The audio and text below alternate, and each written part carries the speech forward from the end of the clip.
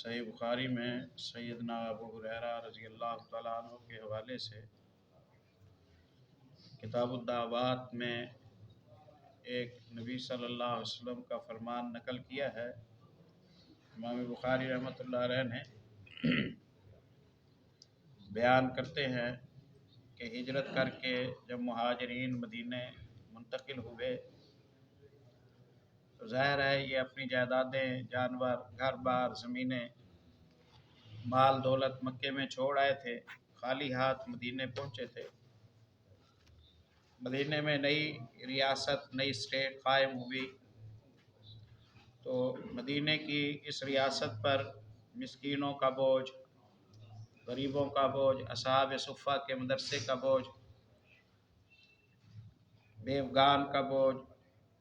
شہداء کے گھرانوں کا بوجھ، کئی بوجھ پڑ گئے۔ مدینے کے لوگ زیادہ امیر نہیں تھے، چند لوگ تھے جو کافی پیسے والے تھے، عام لوگ ایوریج تھے۔ تو ایسے میں اللہ کی طرف سے اس زمانے میں سورہ بقرہ کی، سورہ آل عمران کی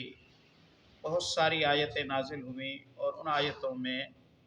اہل ایمان کو شوق دلایا گیا کہ اپنے دسترخوان کو وسیع کرو، لوگوں پر خرچ کرو، صدقہ کیا کرو، جتنا تم خرچ کرو گے اللہ تمہارے مال کو اتنا بڑھائے گا، غلاموں کو آزاد کرو، بھوکوں کو کھانا کھلاؤ،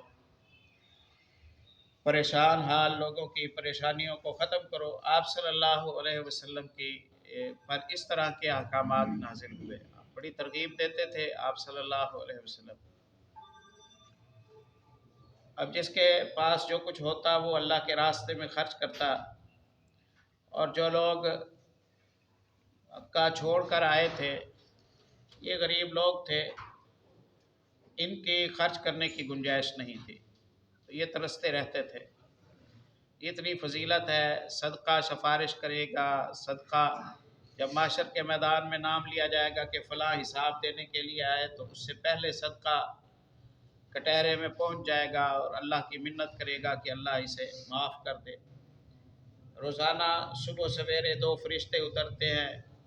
ایک دعا کرتا ہے، ایک بد دعا کرتا ہے۔ دعا کرنے والا کہتا ہے اللہ جو تیرے راستے میں خرچ کرتا ہے اسے اور دے۔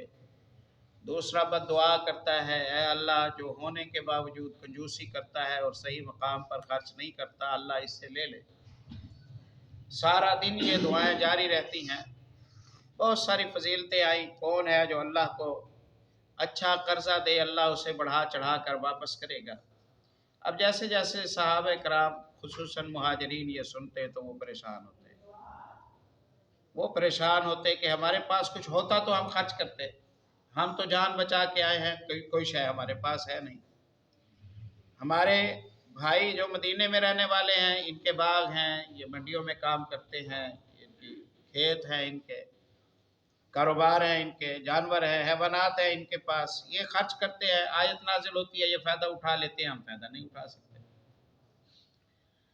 آخر ایک دن سیدنا ابو ہریرہ رضی اللہ عنہ کہتے ہیں پریشان ہو کر مہاجرین رسول اللہ صلی اللہ علیہ وسلم کی خدمت میں حاضر ہوئے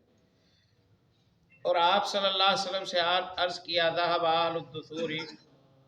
بالاجور يصلون كما نصلي ويصومون كما نصوم ويتصدقون بفضول اموالهم۔ اللہ کے نبی مالدار تو ثواب لے گئے، ہم غریب لوگ پیچھے رہ گئے، ہماری طرح نمازیں پڑھتے ہیں، ہماری طرح روزے رکھتے ہیں، لیکن ان کے پاس اللہ نے مال کی سہولت دی ہے، وہ صدقہ کرتے ہیں، صدقے کا ثواب لے جاتے ہیں، ہم صدقہ نہیں کر سکتے، ہم رہ جاتے ہیں۔ کوئی ایسا نسخہ بتائیں، کوئی ایسا طریقہ بتائیں، کوئی ایسا کام بتائیں کہ ہمیں ہماری جو یہ کسر ہے یہ پوری ہو جائے، کہ ہم غربت کی وجہ سے صدقہ نہیں کرتے، اللہ قیامت کے دن ہمیں سخیوں میں کھڑا کر دے، ہمیں صدقے کا ثواب دے، جتنا ثواب انہیں ہوتا ہے ہم برابر تو ہو جائیں، کم از کم کوئی ایسا طریقہ بتائیں۔ تو پیارے نبی صلی اللہ علیہ وسلم نے فرمایا کیا تمہیں اللہ نے صدقے کی صورتیں نہیں دی ہیں؟ آؤ میں تمہیں بتاتا ہوں کہ اللہ نے تمہیں صدقے کی صورتیں دی ہیں۔ اور پھر آپ صلی اللہ علیہ وسلم نے مختلف طرق کے حدیث میں مختلف باتیں آئی ہیں، آپ صلی اللہ علیہ وسلم نے نمازوں کے بعد جو تسبیح آپ 33 دفعہ پڑھتے ہیں 10 دفعہ پڑھنے کی بھی ترغیب دی، بخاری میں یہ بھی آیا ہے دعوات میں، تو 33 دفعہ بھی پڑھ لیں، 10 دفعہ بھی پڑھ لیں۔ اور آپ صلی اللہ علیہ وسلم نے یہی تسبیح رات کو سوتے ہوئے 100 دفعہ پڑھنے کا حکم دیا، سبحان اللہ 33 دفعہ، الحمدللہ 33 دفعہ، اللہ اکبر 34 دفعہ۔ آپ صلی اللہ علیہ وسلم نے فرمایا کہ یہ کرنے سے تمہیں سخیوں کے صدقے کے برابر ثواب ملے گا۔ سخیوں کے جو غربت کی وجہ سے، گنجائش نہ ہونے کی وجہ سے خرچ نہیں کر سک رہا، ایک ہے جو جس کی گنجائش ہے اور وہ خرچ نہیں کر رہا، اور وہ کہے کہ میں سبحان اللہ الحمدللہ اللہ اکبر پڑھوں گا تو مجھے سخیوں کے برابر ثواب ہوگا، نہیں، وہ خیر منائے، اس کا مال ختم نہ ہو جائے، کیونکہ اسے تو بد دعا پڑ رہی ہے، اللہم آت ممسکن تلفا، اے اللہ ہاتھ روک کے رکھنے والے کا تلف کر دے، اسے تو بد دعا پڑ رہی ہے، ذکر کا اسے ثواب ہوگا۔ یہ پیکج ان کو دیا گیا ہے کہ جو کرنا تو چاہتا ہے، بے بس ہے، اسے یہ پیکج دیا گیا، جو جس کے بس میں ہے وہ نہیں کر رہا، تو اس کے لیے یہ نہیں کہا آپ صلی اللہ علیہ وسلم نے۔ ہاں، وہ ادھر بھی سخاوت کر رہا ہے اور اللہ سے کہتا ہے اللہ یہ بھی کر رہا ہوں میں ڈبل لوں گا، تو لے لے گا، اسے دوہرا مل جائے گا، لیکن وہاں اس کی کمپلین ہے اور یہاں وہ نفلی سے فرض اپنے چھڑوانا چاہ رہا ہے، تو ایسا نہیں ہوگا، فرض نہیں چھوٹیں گے اوور ٹائم لگانے سے، ڈیوٹی دے گا تو پھر شمار ہوگا، ڈیوٹی نہیں دے گا تو اس کے نفل بھی اس کے لیے مؤثر نہیں ہوں گے۔ خیر، آپ صلی اللہ علیہ وسلم نے یہ تعلیم دی۔ آگے بڑھنے سے پہلے ایک بات ہمیں یہ سمجھ آئی اس حدیث کی روشنی میں کہ صدقہ صرف پیسہ خرچ کرنا نہیں ہے، صدقہ صرف پیسہ خرچ کرنا نہیں ہے۔ اگر پیسہ خرچ کرنے سے ہی صرف صدقہ ہوتا تو امت مسلمہ کے، اہل پاکستان کے 90% لوگ تو بیچارے صدقے سے رہ جاتے ہیں، سخاوت کے ثواب سے رہ جاتے۔ صدقے کو اللہ نے پیسہ خرچ کرنے میں محدود نہیں کیا۔ اچھا مشورہ صدقہ ہے، نیکی کا حکم دینا مشورہ ہے، صدقہ ہے، برائی سے روکنا صدقہ ہے، مسئلہ بتانا صدقہ ہے، راستہ پار کرا دینا صدقہ ہے، بوجھ اٹھوا دینا صدقہ ہے، پتہ بتا دینا صدقہ ہے، سبحان اللہ الحمدللہ اللہ اکبر کہنا صدقہ ہے، نگاہ کو جھکا کے رکھنا صدقہ ہے، راستے سے تکلیف دہ چیز ہٹانا صدقہ ہے۔ صدقے کی کئی شکلیں ہیں، صدقے کی کئی شکلیں ہیں، تو وہ بھی کریں اور یہ بھی کریں، یہ پیغام ہوا۔ تو آپ صلی اللہ علیہ وسلم نے فرمایا تمہیں اللہ نے کوئی ایسا راستہ نہیں بتایا؟ کہا کیا ہے؟ آپ نے فرمایا اس طرح کیا کرو، سبحان اللہ الحمدللہ اللہ اکبر کو رات کو سوتے ہوئے 33 دفعہ پڑھ لیا کرو۔ اس سے یہ ہوگا کہ جو سبقت لے گئے ہیں ان تک پہنچ جاؤ گے، جو پیچھے والے ہیں ان سے آگے نکل جاؤ گے، بعد والوں سے آگے نکل جاؤ گے، اور جو آگے نکلے ہوئے ہیں ان کے برابر ہو جاؤ گے، سبحان اللہ۔ تو اسے لازم پکڑیں، اسے لازم پکڑیں۔ پیارے نبی صلی اللہ علیہ وسلم نے یہ آسان کام بتایا ہے سخاوت کا اجر و ثواب حاصل کرنے کے حوالے سے۔ جب انصار مدینہ نے یہ مسئلہ سنا کہ آپ صلی اللہ علیہ وسلم نے مہاجرین کو بھی یہی بتایا ہے، تو انہوں نے بھی اس پر عمل شروع کر دیا۔ اب وہ خرچ بھی کرتے ہیں اور یہ کام بھی کر لیتے ہیں، تو پھر وہ آگے نکل گئے۔ ان کی منت تو یہ تھی کہ ہم کم از کم اپنے بھائیوں کے برابر ہو جائیں، لیکن اب صورتحال یہ بنی کہ یہ نسخہ آگے بھی چلا گیا، آگے بھی چلا گیا، تو انہوں نے اس پر بھی عمل کرنا شروع کر دیا۔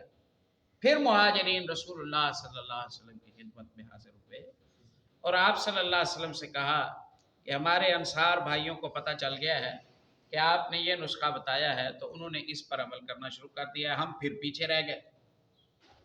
تو آپ صلی اللہ علیہ وسلم نے فرمایا ذالک فضل اللہ یؤتیہ من یشاء، یہ اللہ کا فضل ہے، اللہ جس سے دینا چاہتا ہے دیتا ہے، کسی کو اس کے مال سے محروم نہیں کیا جا سکتا، روکا نہیں جا سکتا۔ تمہاری جو نیت ہے اللہ تعالیٰ تمہاری نیت پر تمہیں وہاں تک پہنچا دے گا، اب تمہیں پریشان ہونے کی ضرورت